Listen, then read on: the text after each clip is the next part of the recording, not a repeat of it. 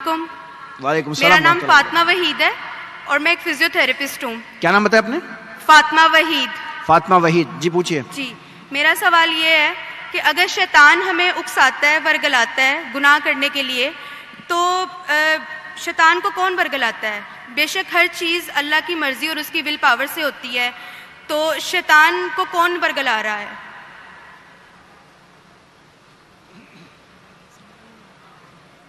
بہن کا سوال ہے کہ ہم کچھ غلط کام کرتے ہیں تو شیطان ہمیں بھڑکاتا ہے، لیکن شیطان کو کون بھڑکاتا ہے؟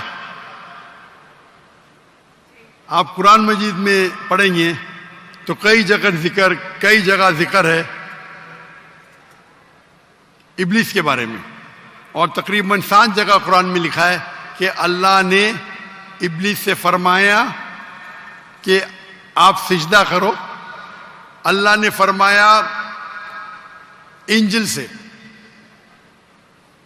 اللہ نے ملائکہ سے فرمایا کہ آپ سجدہ کرو، سب نے سجدہ کیا الا ابلیس.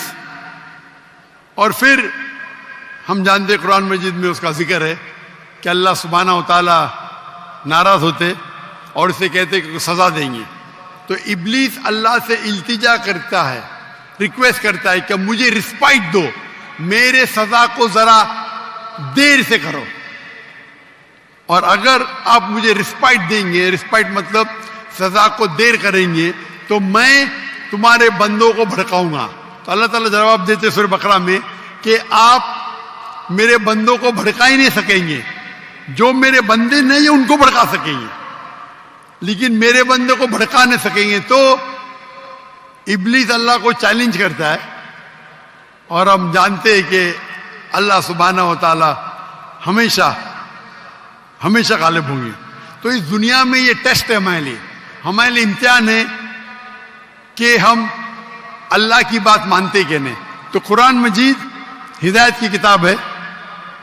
ہمارا سوال ہے کہ ابلیس کو کون بھڑکاتا ہے؟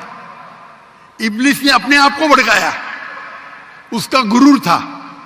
ابلیس حالانکہ اللہ کی بہت عبادت کرتا تھا، لیکن اس کو غرور تھا کہ انسان کو مٹی سے بنایا، میں نور سے ہوں، آگ سے، اور میں اور عظیم ہوں. تو کئی بار ہمارا جو غرور رہتا ہے، ایگو، وہ ہمیں جہنم میں لے کے جاتا ہے. تو یہ ابلیس کا ایگو ہے جو اسے بھڑکایا اور وہ اسے جہنم میں لے کے جائے گا. ہوپ دان سے کوشچن.